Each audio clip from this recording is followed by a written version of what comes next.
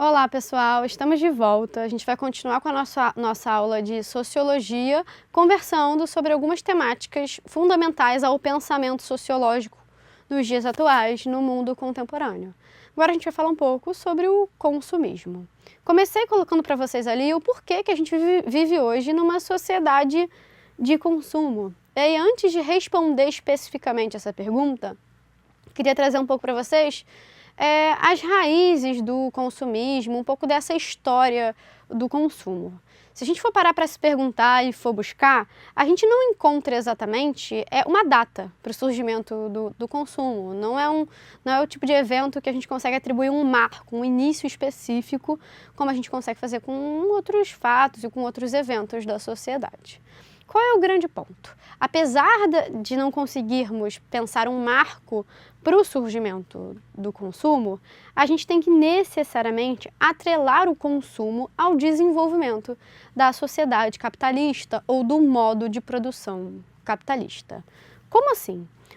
Muito embora houvesse consumo anteriormente, a gente costuma dizer que há uma ampliação e uma crescente valorização do consumo, principalmente a partir das revoluções industriais, da primeira revolução, que acontece na Inglaterra, da segunda e aí progressivamente da terceira, da quarta, na qual a gente vive hoje. Essas revoluções, elas acompanham essa lógica de desenvolvimento do consumo e, inclusive, são responsáveis pelo incremento e pela ampliação dessa lógica. Vamos por partes. Só para dar um dado para vocês que eu acho que vai ajudar nessa compreensão. Hoje em dia, os shoppings são um símbolo da sociedade de consumo, certo? É um lugar onde as pessoas vão, entre outras coisas, para comprar. O primeiro shopping center da história, surgiu na Inglaterra, surgiu em Londres. E não é à toa que Londres tenha sido pioneira, a primeira a fazer a sua revolução industrial.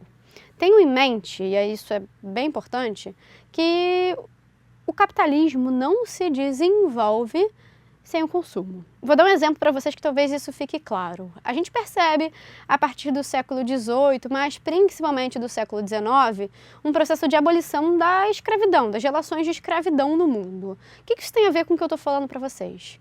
A escravidão é um tipo de relação de trabalho que não faz sentido inserida num modo de produção capitalista. Por quê? A escravidão não incentiva o consumo. Então, claro, não estou falando para vocês que não existem questões humanitárias. Existem, isso é fundamental, isso é o fundamental.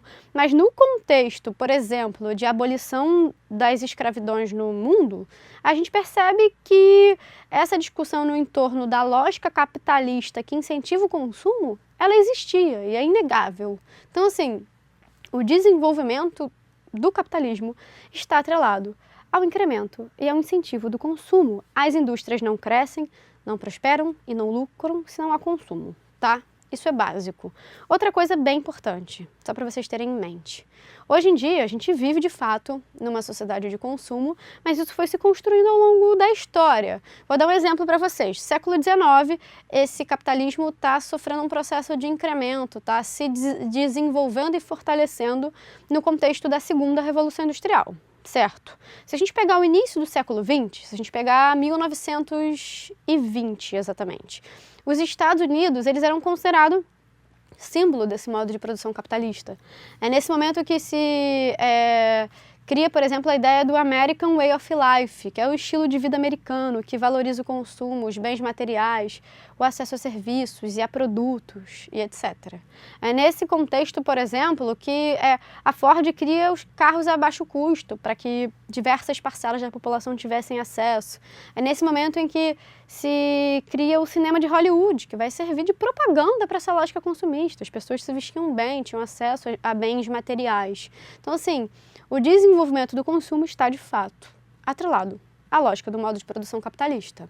Se a gente pegar hoje, olhar para o mundo no qual a gente vive num mundo em que essa lógica está amplamente difundida. Mas o ponto não foi sempre assim. Se a gente pegar a década de 40, década de 50, 60, enfim, essa hegemonia capitalista, ela não era ainda óbvia. A gente vivia num mundo bipolarizado, certo? Contexto de Guerra Fria, mas isso não interessa para a gente em particular agora. Qual é o ponto? A partir da década de 90, com o fim da Guerra Fria e com a vitória desse modo de produção capitalista, a vitória dos Estados Unidos, a gente percebe uma progressiva valorização do consumo no âmbito das relações sociais. O que isso tem a ver com uma sociedade do consumo? Hoje, pessoal, o consumo ele não está mais relacionado exclusivamente às relações econômicas, às relações de produção.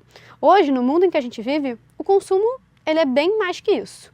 Coloquei um tópico aqui para vocês que eu queria ler para explicar e a gente entender melhor. Consumo enquanto campo de produção de significados e formas simbólicas. O que eu quero dizer com isso? Hoje, comprar, ter acesso aos produtos, consumir, não é simplesmente uma relação simplesmente de compra, venda, troca, economia. Acabou. Consumir, ter as coisas, comprar as coisas, hoje em dia, tem um significado bem maior que isso. Basta vocês pensarem que a gente não compra só o que a gente precisa, a gente compra bem mais do que a gente precisa.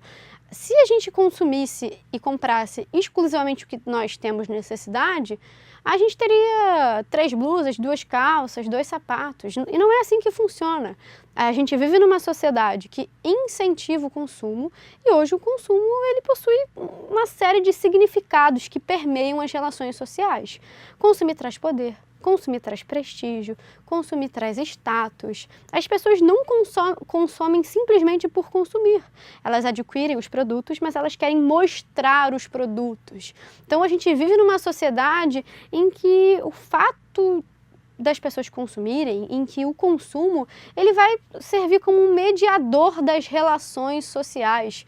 Quando a gente conhece uma pessoa, a gente olha para o que ela tem, para como ela veste, para o que ela possui. Então isso sim está relacionado amplamente a uma sociedade que valoriza e que é perpassada pela lógica do consumo. Quero que vocês busquem fazer uma análise, dar uma olhada na relação de vocês, nas relações sociais de vocês. Vocês vão perceber que essa ideia de comprar, de ter, ela perpassa muitos âmbitos. Vou dar um exemplo prático para vocês. Muitos dos feriados que nós temos, feriados nacionais, eles estão intimamente ligados a essa lógica de ter, de comprar. Então, assim, o consumo hoje, ele é bem mais do que algo estritamente econômico. Ele é simbólico, ele é cultural e ele é social. É exatamente nessa medida, pessoal, que ele se torna um objeto importantíssimo para a sociologia.